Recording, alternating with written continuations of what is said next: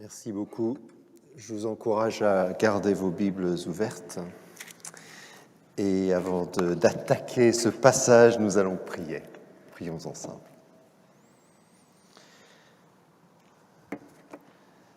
Seigneur, merci pour le ministère de Jésus, la manière dont il a regardé les gens, s'est adressé à eux. Merci aussi pour la manière dont il nous parle aujourd'hui par son esprit. Nous voulons, nous, être attentifs ce soir pour comprendre. Merci, Seigneur, de nous ouvrir les yeux, de déboucher nos oreilles pour que non seulement nos cerveaux soient atteints, mais notre volonté aussi. Au nom de Jésus, Amen.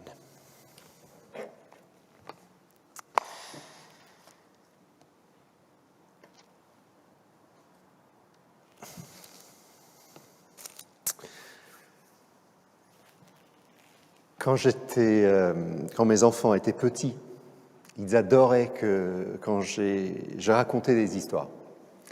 Si vous avez des enfants, vous saurez ça.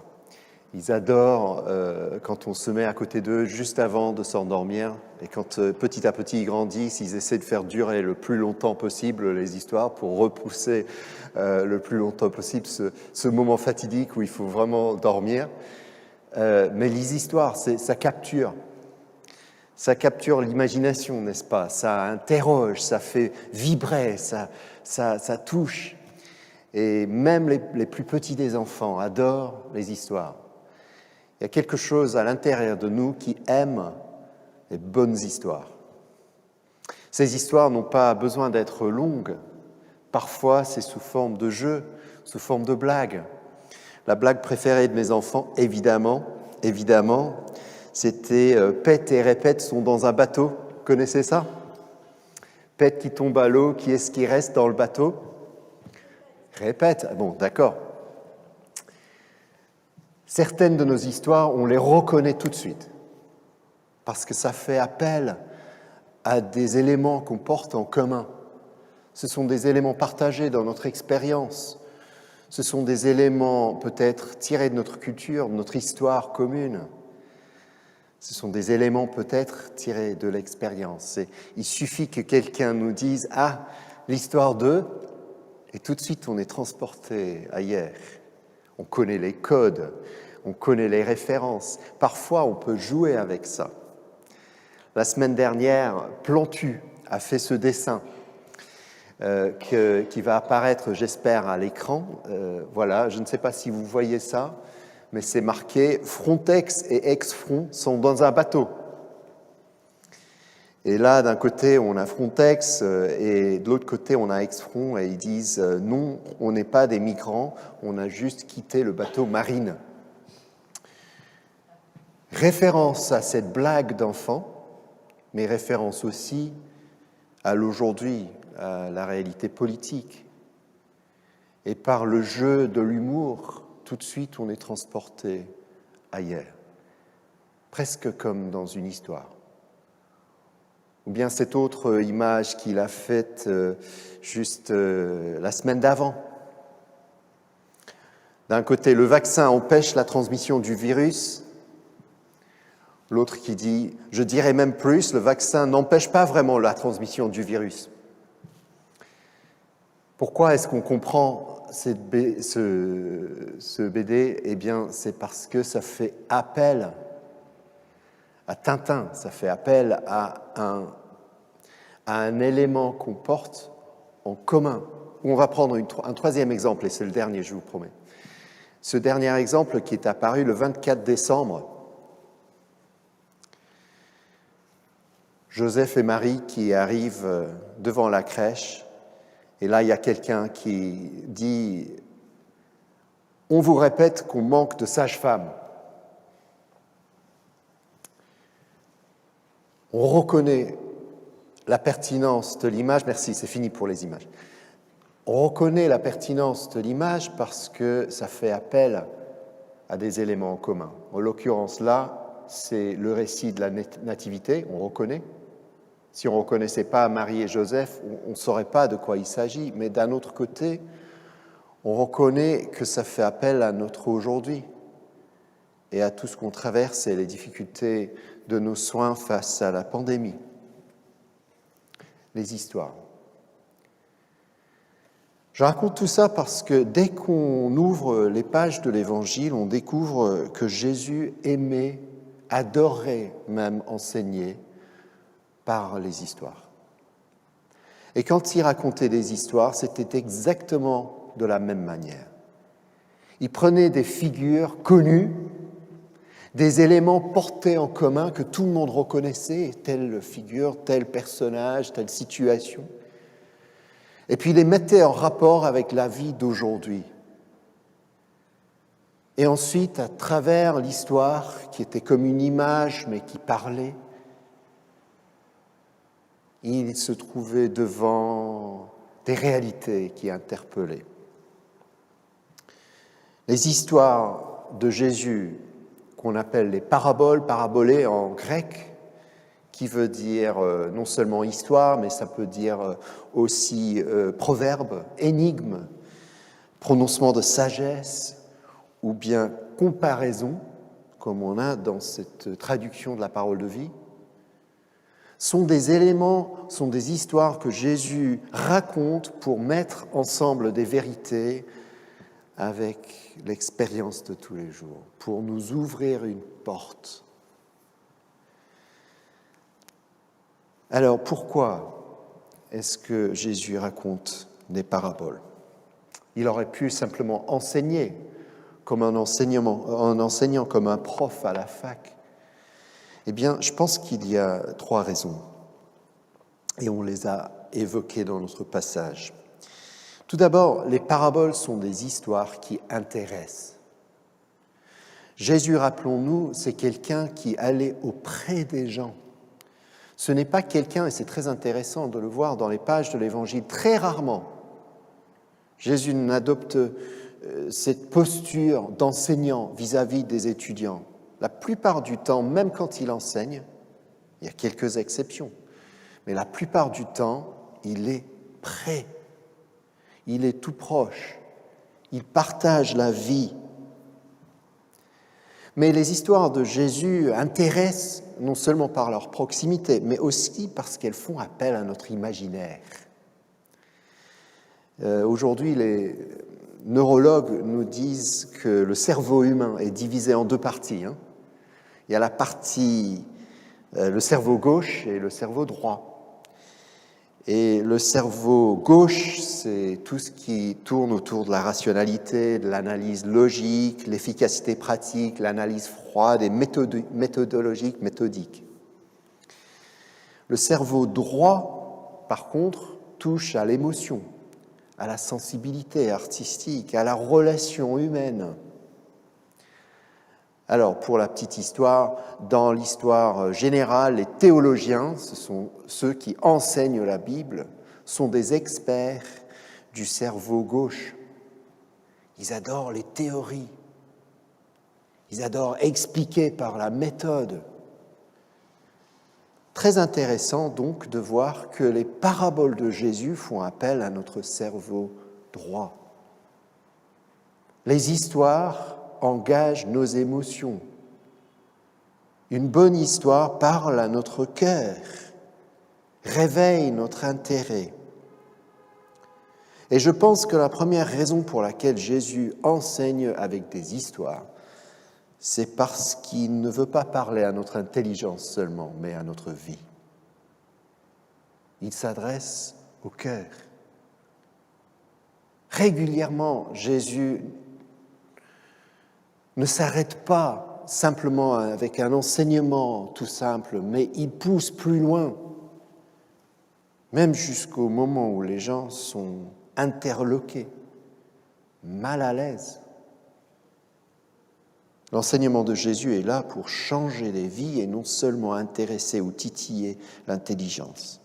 Alors, dans l'évangile de Matthieu, et nous sommes ici au début du chapitre 13, mais dans l'évangile de Matthieu, dans son ensemble, on voit le ministère de Jésus expliqués d'abord sous forme de miracles.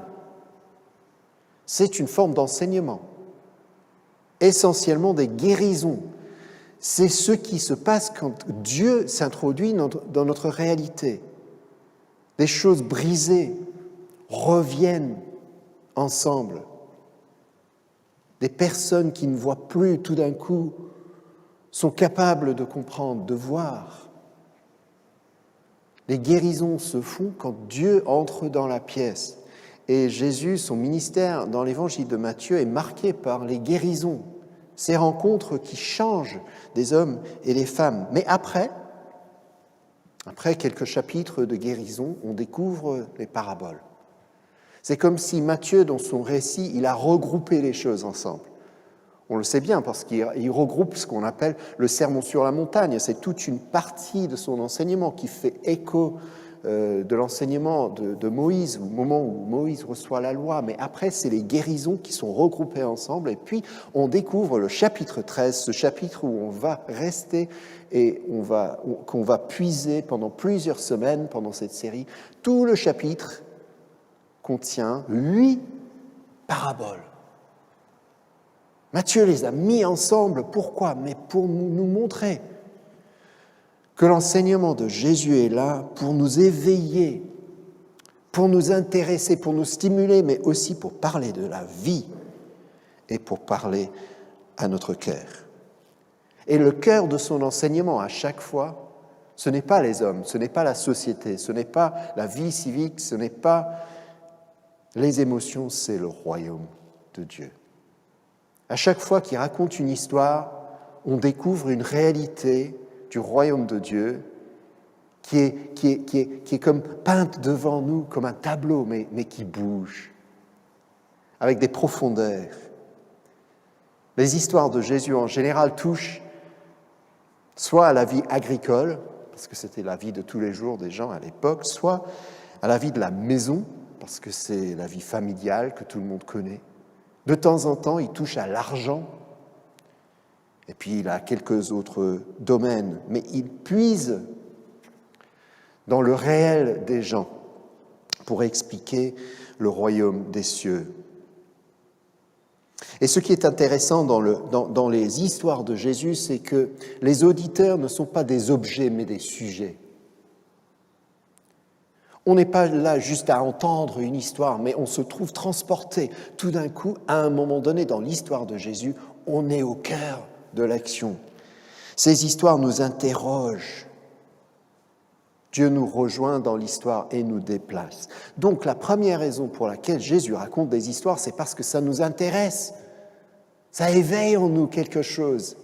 Jésus veut être proche, comme Dieu veut s'approcher de nous. Mais la deuxième raison pour laquelle Jésus raconte des paraboles, les histoires, c'est parce que non seulement les histoires nous intéressent, mais elles nous interrogent. Les histoires de Jésus ne sont pas faciles. Si vous trouvez une histoire de Jésus qui est facile, c'est que vous l'avez mal compris. D'ailleurs, toute bonne histoire ne nous laisse rarement indifférents. Les bonnes histoires nous interrogent, nous déplacent par l'émotion, par la mise en contexte du sujet. Et les paraboles de Jésus, à chaque fois, posent la question à l'auditeur, et toi, dans tout ça? Et toi? Et on imagine les premiers disciples qui entendent Jésus et qui se disent en écoutant ces histoires de Jésus, et moi, dans tout ça? Et en se posant cette question, on découvre que les histoires de Jésus divisent. Il y a d'un côté les foules qui aiment ces histoires qui intéressent, mais qui ne veulent pas d'histoires qui interrogent. Et puis on a ce qui est décrit comme des disciples, ceux qui osent aller plus loin, qui se laissent interpeller, interroger par l'enseignement de Jésus. Du coup, on voit aussi apparaître dans l'évangile de Matthieu, à côté des miracles et des paraboles, toute une découverte progressive de ce que ça veut dire être disciple de Jésus. C'est se laisser interroger par son action d'un côté et ses histoires de l'autre. Refuser de partir tel qu'on est arrivé. Les paraboles de Jésus, les histoires que Jésus raconte, invitent du coup, interrogent parce qu'elles ont des niveaux de compréhension différents. On peut les comprendre comme des histoires simples, mais ensuite on comprend que ces histoires font appel à des codes reconnus. Parfois pour nous c'est difficile parce que notre société a changé, on n'a pas les mêmes codes, donc il faut creuser un peu nous. Mais même à l'époque, ces codes envoient les auditeurs ailleurs. Mais ensuite, les auditeurs découvrent que finalement, les idées reçues, les codes sont subvertis par Jésus. Il les change. Et l'auditeur se trouve à la fin en se disant « Mais c'était pas comme ça l'histoire, ça ne devait pas terminer comme ça. Qu'est-ce qu'il a fait Jésus? Il a inversé les choses. » Il félicite celui qui en aurait dû rejeter, mais c'est pas comme ça. Et du coup, on est propulsé au cœur du royaume des cieux où Dieu juge les personnes et les situations autrement. Prenons un exemple parce qu'on va l'avoir la semaine prochaine, mais je le prends rapidement en exemple. Là, c'est la parabole du semeur qui est lancée tout au début de ce chapitre. Alors, imaginons qu'on est nous-mêmes auditeurs. On entend Jésus raconter cette parabole du semeur. Il y avait un semeur. Il était une fois un semeur. Voilà. Ah, les gens, ils se disent, ah, mais si, on connaît. Nous aussi, on connaît les semeurs. Nous aussi, on est du monde agricole. Peut-être qu'il y avait dans son auditoire des gens dans le public, des gens qui eux-mêmes étaient fermiers. Ils savaient ça. Et au fur et à mesure que ça avance, on découvre que tout n'est pas facile pour ce semeur. Il y a des semences qui ne portent pas de fruits. Et le public se dit, ouais, nous aussi, on connaît ça. On sait ce que ça veut dire avoir une mauvaise récolte. On sait ce que ça veut dire parce que les prix augmentent. Il y a la disette, la famine, ça, on connaît ça. Du coup, le public est comme attiré vers le cœur de l'histoire. Mais après, il découvre que finalement, à la fin de l'histoire, la récolte, elle est quand même prodigieuse. Il y a une surprise. Il n'y a pas que la fatigue du semeur. Non, le semeur, en fait, il produit une récolte et là, ils se souviennent des codes. Parce que dans l'Ancien Testament, le semeur, c'est Dieu. C'est Dieu qui sème sa parole. Sauf que là, ça ne marche pas. Parce que dans l'Ancien Testament, dans Ésaïe, quand Dieu sème sa parole, il y a toujours une récolte. Et ici, il y a... Et l'auditeur se dit, mais maintenant, il n'est plus question du semeur, il est question maintenant de la terre. Et l'auditeur, il se trouve devant cette question. Et moi, quelle terre suis-je, moi? Est-ce que moi, je suis capable de recevoir la semence et de la laisser prendre de la racine en moi? Voyez comment ça fonctionne? Et tout d'un coup, l'histoire est subvertie et les gens sont mal à l'aise. Les histoires de Jésus intéressent, elles interrogent, et puis finalement, les histoires de Jésus, quand même, invitent. Il y a toujours une invitation.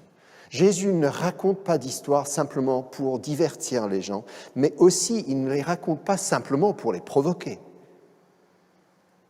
Il veut les inviter. Simplement, Jésus avec ses disciples, et c'est la même chose pour nous aujourd'hui, il ne donne jamais de recette toute faite. C'est un chemin qu'il veut qu'on suive.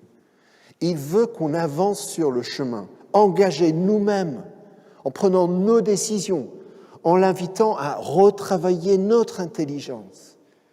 Et donc, au fur et à mesure qu'on avance, on découvre qu'on a parfois plus de questions que de réponses, mais on creuse. Et c'est pour ça que les histoires de Jésus sont jamais simples. Ce n'est pas pour nous provoquer inutilement, mais c'est pour nous inviter à aller plus loin. Et voilà la différence entre les disciples et la foule. La foule qui se contente du divertissement, alors que les disciples sont invités à marcher avec Jésus. C'est la définition même du disciple, celui qui suit derrière le Maître. Le disciple qui, en entendant les histoires de Jésus, il se dit « mais il faut que je réfléchisse un peu plus à ça. Pourquoi je suis tant touché dans mon cœur? Pourquoi ça me fait tellement peur? Qu'est-ce que ça me met comme image de Dieu? Mais pourquoi ?» Et on commence à se poser des questions. Et petit à petit, on découvre que les histoires de Jésus sont là pour nous convertir, pour nous changer, pour nous emmener ailleurs. Elle nous invite à creuser et en creusant, on se trouve converti. Mais en lisant les paraboles de Jésus, donc, il faut toujours se dire « mais qu'est-ce que je vois, moi? Qu'est-ce que j'entends? Est-ce que je suis prêt à me laisser interroger par les paroles de Jésus, par ce que je lis? Est-ce que je le lis et puis je passe à autre chose? Ou est-ce que je laisse la parole creuser son chemin? Est-ce que je la laisse prendre racine dans mon cœur? Parce que c'est là que petit à petit, la semence va germer et porter du fruit. Du coup, la question c'est, est Dieu dans tout ça? Dans les histoires de Jésus, c'est toujours, est Dieu dans tout ça? Et puis, est moi dans tout ça? Et parfois, ça nous déstabilise, mais toujours ça nous rappelle qu'il s'agit du royaume des cieux. C'est le cœur. Toujours Jésus raconte des histoires pour nous approcher du royaume de Dieu. Et rappelons-nous que le cœur du message de Jésus, c'est le royaume des cieux est proche. Par les histoires de Jésus, on découvre un Dieu qui est beaucoup plus proche qu'on ne le pensait. Il est là, à nos côtés. Si on prenait du temps, donc, pour lire, écouter, réfléchir, laisser descendre en nous les histoires de Jésus. Pas juste les histoires et nous dire « Ah oui, ça, celle de la brebis perdue, je la connais depuis que j'ai 5 ans. » Mais l'histoire de la brebis perdue qui est moi, du berger qui est le Seigneur, qui m'appelle à une rencontre, à une réjouissance, à une découverte aujourd'hui de la réalité du royaume des cieux. C'est toujours ça. Donc, je vous encourage à vous plonger dans les paraboles de Jésus. C'est un univers qui s'ouvre, c'est une image qui est peinte, c'est une invitation. Des histoires qui intéressent, des histoires qui interrogent et des histoires qui invitent. Amen.